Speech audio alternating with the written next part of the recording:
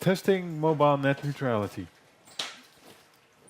Um, First of all, what is net neutrality? Net neutrality, all bits are created equal. It's not just a good idea, it ought to be the law. Well, in the Netherlands, it is the law.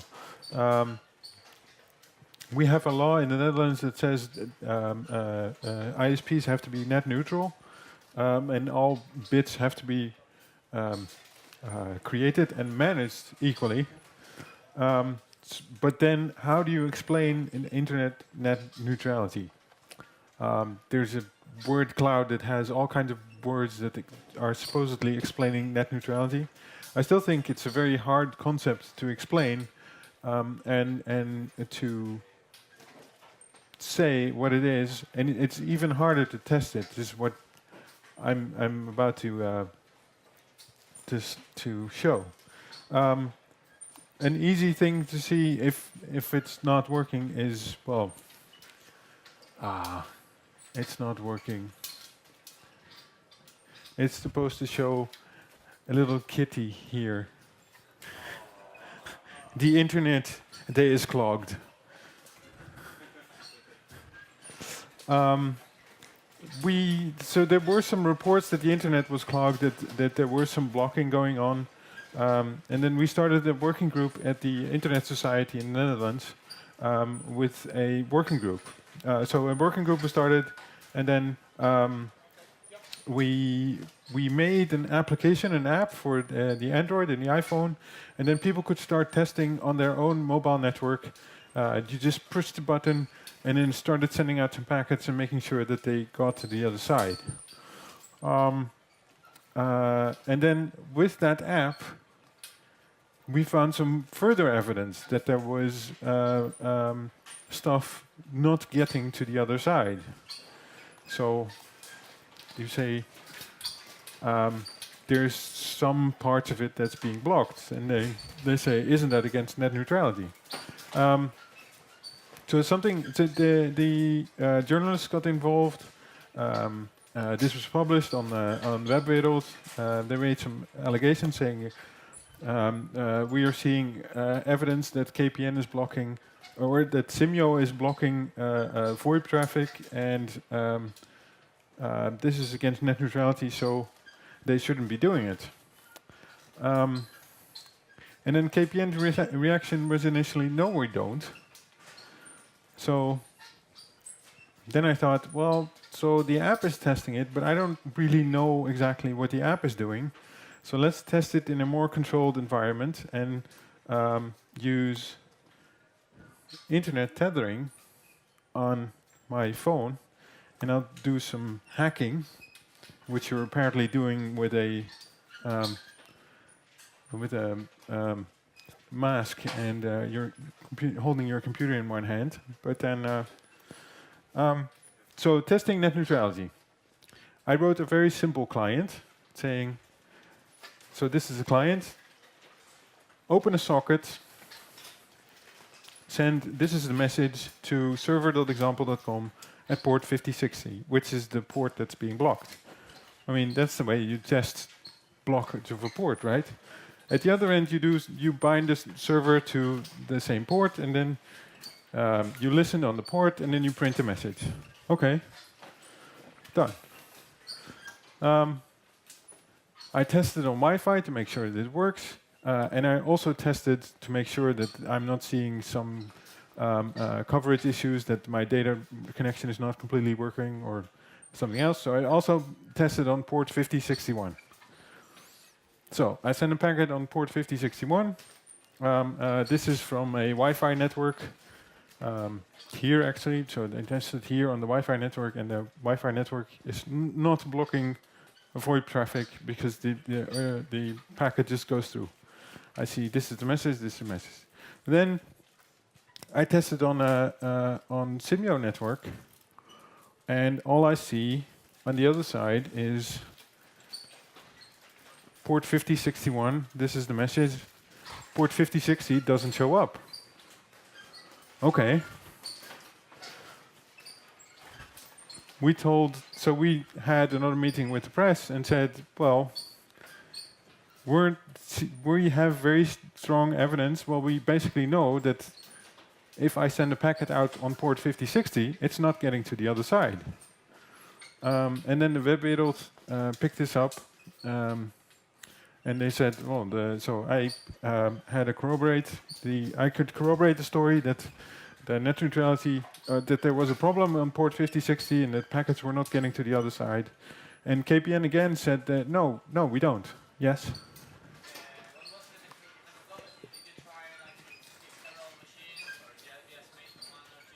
No. So this is a simplified version. I tried this on several different locations with several different phones on several different carriers. So this and repeatedly. So this was really an issue with port 5060. So yeah, I really made sure, and I tested with a different phone to make sure that the phone itself was not blocking it, and etc. It turns out that so port 5060 is being used by VoIP, and if you look up VoIP, then you see it's not showing. Then you see if you look up VoIP in images, then you get somebody with an 80s hairstyle with a very big phone and a very old computer, and then that's VoIP. How VoIP works. So you have PCs, you have telephones with a VoIP adapter. Everything is hooked up to the cable modem, sends out to the internet, and then either to a VoIP phone or to a PC. Okay, that seems to be simple. But then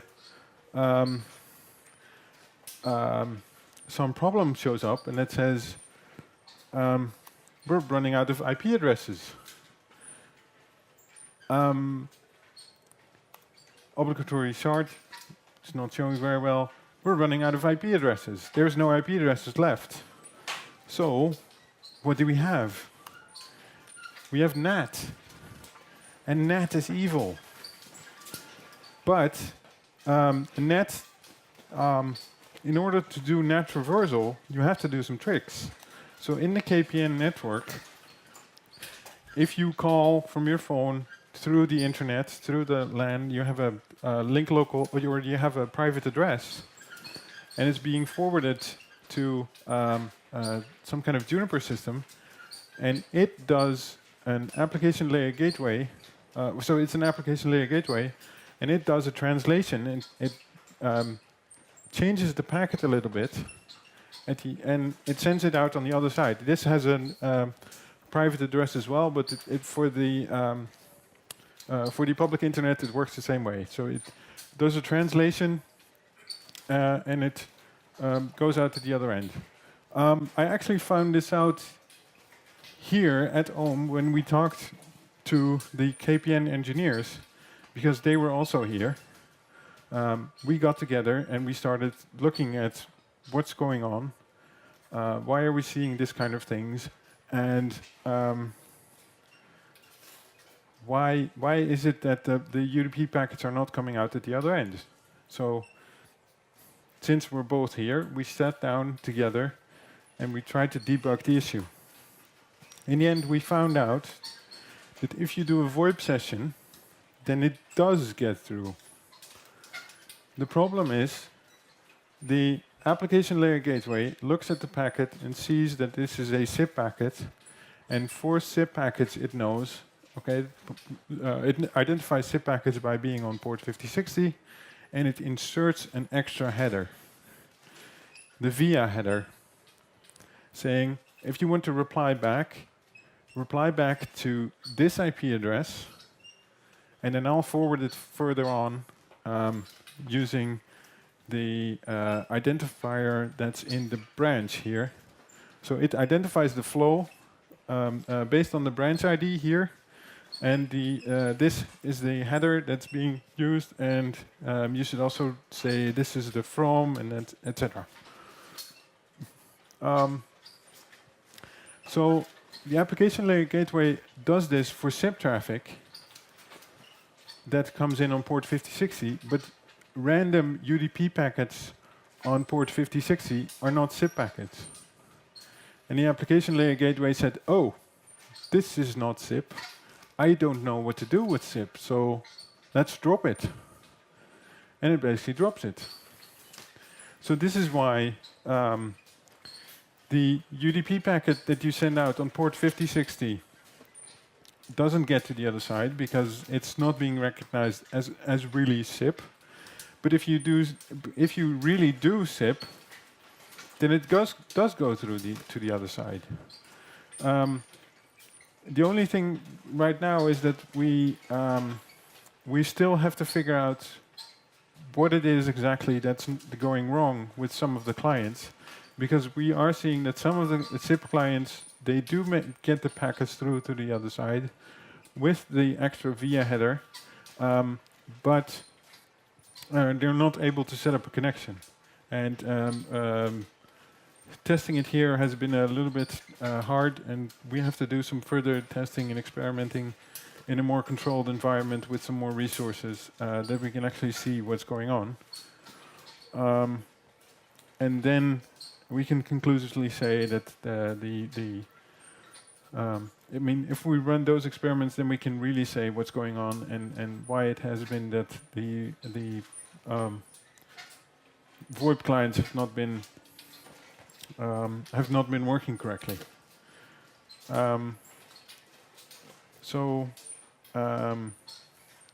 The conclusions: net neutrality is really hard. It's a hard concept to explain why it's important, to explain why it is that we need it, to explain what it is, and it's also hard to implement and criticize. This also reaffirms the point that NAT is evil, and it really should die. It also says that SIP is a mess. Why I still don't completely understand why it is that SIP needs to have an extra bits added to make it work through NAT. I mean, I can understand that if you want to call somebody at the other end, then yes. But if you're calling out, then it shouldn't be necessary. Apparently, that's not possible. And I also want to say that the CISO team, the security team at KPN, working with them here at Ohm has been really awesome. They have been very open about the whole issue. They've been working with me to figure out what it is that's going on. I should have contacted them much earlier, and I think that if we got together earlier before we went to the press, or at least before this got out in the press, then it wouldn't have been such a confusing issue on the web vittles, because in essence we're both right. I mean, the UDP packet that I sent out didn't come out at the other end, but no, they're not blocking VoIP. So. By essentially doing this thing specifically for SIP, they are blocking other traffic on that board. Yeah. Well, yes, but then again, yes, but there are many other ports still available to do your thing, and you don't really want to do some kind of other service on port 80 either. The real evil is carrier grade NAT, which you cannot control. No. That's causing the problem. Carrier grade NAT, your provider doing NAT for you. That's what's happening here. That's the real evil in this case. Yeah. You have to do fix up for VoIP. Then you can say that the big problem is that we ran out of addresses and that we still haven't fixed that. The fix is available. Yeah. But nobody applies it for that. Yes. So at the end, the problem was not like the carrier went for a policy that make it no. So at the end, it was not like a policy from the carrier that wanted to block like a voice beat. No. Okay, so No, this is not a policy issue. No. No. an issue. There's not. So there's a little bit of an issue because some of the SIP clients, they don't work with this modification, and we have to figure out whether this is because the modification is not correct, or whether the clients are not really listening to the traffic correctly. and the SIP standard is really difficult. That's an interoperability problem. It could be an interoperability. Yeah. So yes, it is an interoperability problem. One of the slides assumes too much about how all this works. Yeah. Yeah. So what should we do about it? What should we do about it? We should move to IPv6 as soon as possible, because then the problem with NAT goes away. There's something the roadmap from KPN is going to improve this? Sorry? There is something the roadmap, so KPN is going to improve. Yes. Like I said, I've been working with KPN here at Ohm to figure out what the issue was, and we have already planned follow-up meetings to do further testing and really figure out where the problem is and whether this is a problem with the implementation of the netting and the traffic modification that they're doing, or that this is a problem with the SIP clients. Yeah, but basically this is the current status of the configuration of the network. They are going to improve the IPv6 impacting the customer, in the final customer, or this is just let's figure out. That's I don't know what KPN does. I mean, I don't work for KPN. He works for KPN. They're going to deploy IPv6 in the mobile network. I don't know when they're going to deploy IPv6 in the mobile network. But the problem is we're out of IP4 addresses, and as long as everybody keeps buying smartphones, we'll keep running out. But no, I don't know. But it needs to be done. That's pretty clear. I mean, it needs to happen. But before you can change the whole infrastructure, that's quite a major operation. Please be vocal internally. That's all this PR mess could have been solved if to IPv6. So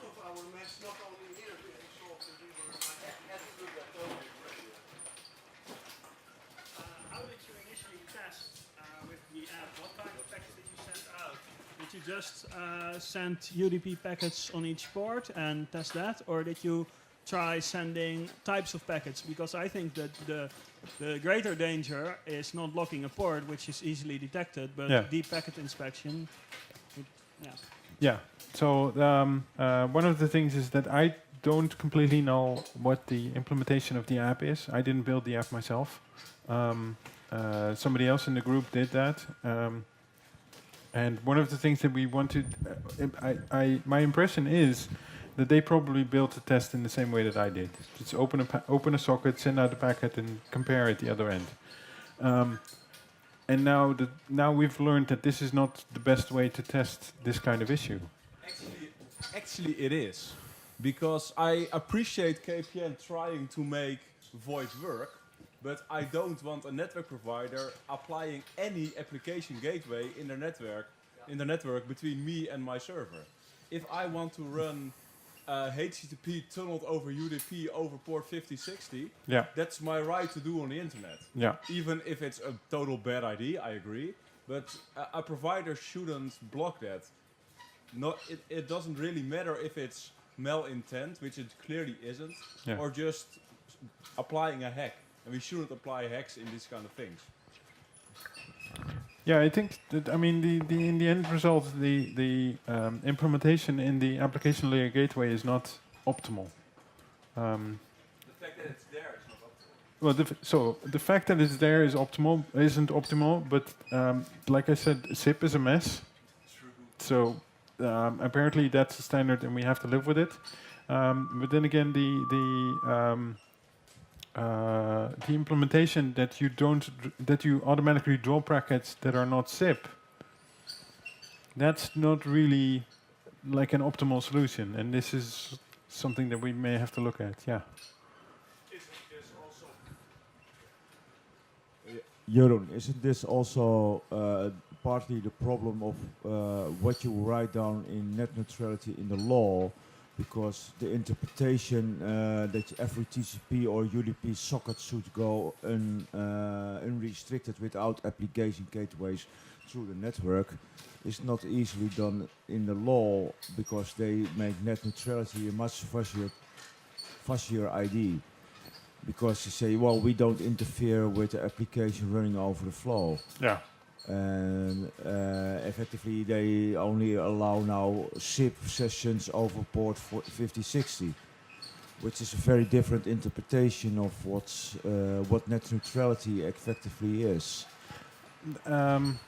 First of all, I am not a lawyer, so I don't know what the correct interpretation of the net neutrality law There should aren't be. concepts like port numbers in the law. No. That's No. the point. Yeah.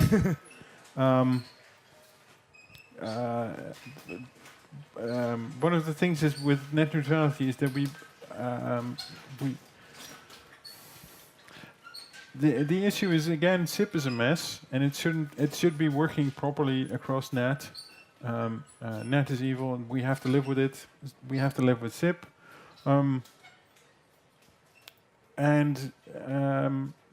Yeah, I mean, in the end, KPN has to work with the things that they have. They try to provide a service, and in this case, I think the intention is to make SIP actually work across port 5060, and to help clients do that. Then, yeah, but then the end result is that some of the clients aren't implemented correctly, or that there's something wrong with the way that this is done, and then it doesn't work. In my opinion, it's a choice between two evils. I can Yeah. say, okay, I just leave the port open and you can do with it what you want, but SIP won't work. And then Yeah. people start complaining, I can't do VoIP from your network. Yeah. So I have to put in an ALG. And well, the majority that wants to use port 5060 wants to do SIP. So that's why the ALG is there. It's not a big principle or something. It's just a practical choice. But I agree. If you look at it, you should want to have each port open.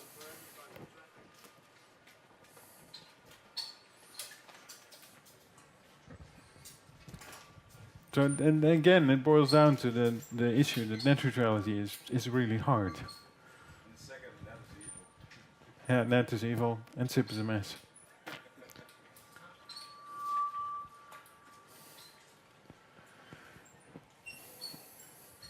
All right. I think that's... Oh, then another question? Yeah. If you look at this, what we now have effectively seen is the problems you get with network address translations and some kind of blocking function in the internet.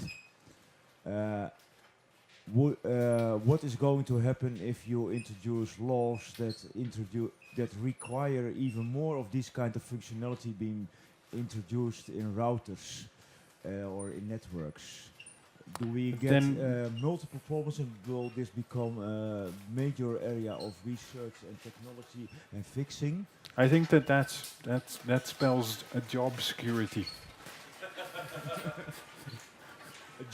A job creator idea. Yeah. Yeah, yeah. I don't know if you know about a project called Choke Point Project. Yeah. Okay, so they have been like doing measurements and also RIPE, Atlas. Yeah. They are doing like all these kind of measurements. I don't know if there's a website in which you can know if a provider provides like a good VoIP, like I mean something that could be like a measurement of what your provider is doing, if it's doing a good job or not in this case. Yeah. So that would be great to have like a website for mobile phone companies or something like that. And I think that this is also something that we want to create, and this was the initial intention to do with the app, that you quickly see. So you press the button, and then you see the score for your provider. But now we learned that this is a hard issue. And that it takes some more work and some more research in order to make sure that the score that you get for your provider is actually the right one.